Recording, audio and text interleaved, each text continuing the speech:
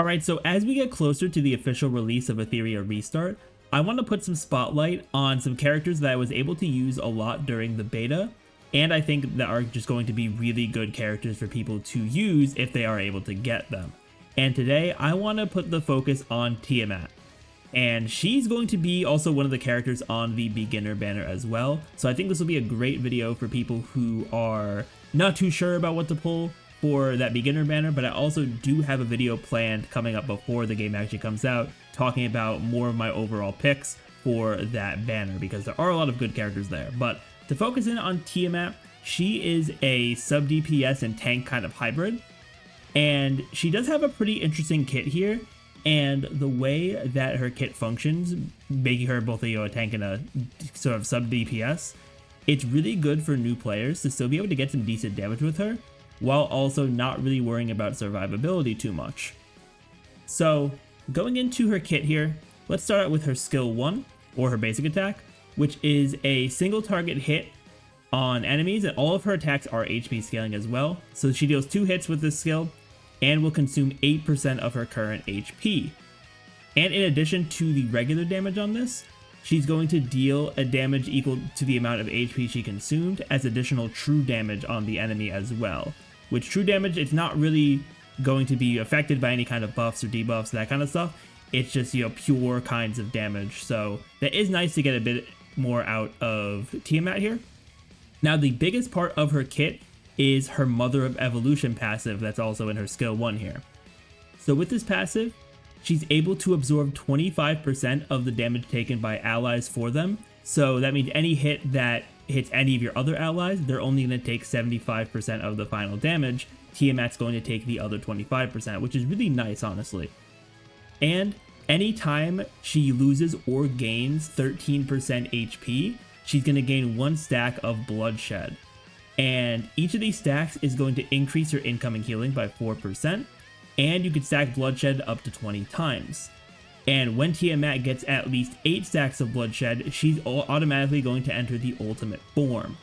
Now, in Tiamat's ultimate form, she's immediately going to heal 30% of her max HP, and she's going to gain an extra turn right away. So if you're able to time getting the 8th bloodshed stack with her actual turn, she's going to get 2 turns in a row, which is really nice to be able to get some good damage off. When you're in the ultimate form, you will only have access to a special skill 1, you don't have access to her skill 2 or 3, and every turn you take in the ultimate form, you're going to lose bloodshed stacks, and it's going to increase as the turns go on. So the first turn you'll lose 2 stacks, the second turn you'll lose 4, third turn you'll lose 8, and it goes like that. It multiplies by 2 every time. And once you hit 0 stacks again, you're going to exit the ultimate form. And during the ultimate form, you can still gain stacks as well with the healing. So that is also good if you want to get an extra turn, maybe 2 turns, depending on what kind of comp you're running. With the additional healing there, that can help her out. But this ultimate form is going to be very good. So let's talk about the alternate skill 1 for when she's in the ultimate form. This is an AoE attack, once again scaling off of her HP. It's also going to deal 13% of her HP as true damage as well, which is also just a nice extra bit of damage there. And she's going to be able to heal by 20% of the total damage dealt, which is really good as well, because the healing will give her more bloodshed stacks and could lead to her just getting some more uptime with the ultimate form. So this form is going to be very powerful for people, but because you need to get up to the 8 stacks, you are going to have to take some time to actually build up to it. Then Tiamat's skill 2 has a cooldown of 3 turns, and for this skill, it's going to consume 25% of her current HP to apply a 2-turn heal over time and shield to all allies, which can be very nice for survivability.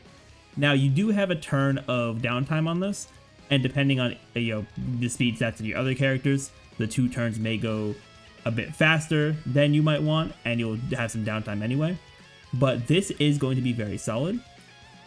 Also, the strength of the shield given to them is 120% of the amount of HP she consumed, and each stack of bloodshed she has will increase the shield strength by 5%. So you do want to use this when you do have some stacks of bloodshed, whether it be from consuming your own HP, or if you're running her with a healer as well, which I'm going to talk about when I give my kind of analysis after the kit. Having a healer is going to be important for her. And then for her skill 3, which has a cooldown of 4 turns, it's going to consume 30% of her current HP to do an AoE attack. And this attack also has a 50% chance to taunt the enemies for 1 turn. And taunt is really powerful, especially for a tank like Tiamat, because if an enemy is taunted, all of its attacks will be directed towards Tiamat, meaning that your allies won't have to take damage for that 1 turn from the enemies that are inflicted with the taunt, which is super nice because that just allows the tank to take more of the damage, which I think is pretty good, especially if you're running some more, fragile DPSs who aren't really going to have that much, defensive capabilities. But having a character like Tiamat just be able to take all the damage, especially with how high her HP stat is going to be, that is a very good thing. So that is everything there for Tiamat's kit. So now let's talk about her overall value. So that's everything we have for Tiamat's kit. So now let's move on to her overall value, in my opinion. So as I said, I think she's a very strong tank and sub DPS hybrid. She does have healing capabilities in her skill 2, but because of the downtime that you run into with that, you do want to run her with a healer. And this is also me talking 100% from experience, because I really did not use her with a healer during the beta. And while that was able to fly in earlier content, once I started to get further along in the module boss fights, those ended up being a lot harder because I didn't have a healer. So I think if I had a healer on the team, we probably would have advanced a bit further in those fights to have a lot more comfortability in those. But besides that, and especially with a healer too, her tanking is very consistent. And of course, the more often you can get into the ultimate form, the better for her damage output too. Plus, her HP stat isn't going to change, so you are going to be able to get a lot of HP there as well for her max HP. So she is very good there. I also think that she will probably age very well, because if future characters come out either being really good healers or being characters that can give more impactful max HP increases for the team, Tiamat's going to do even better, because the more HP she has, the better she can tank. So that is really what you want her to do. You just want to build up as much HP as possible, maybe a bit of effect accuracy for that taunt as well, and then of course speed if you want her to act more often. But those are really the main stats you need to build for Tiamat for her to perform at her best.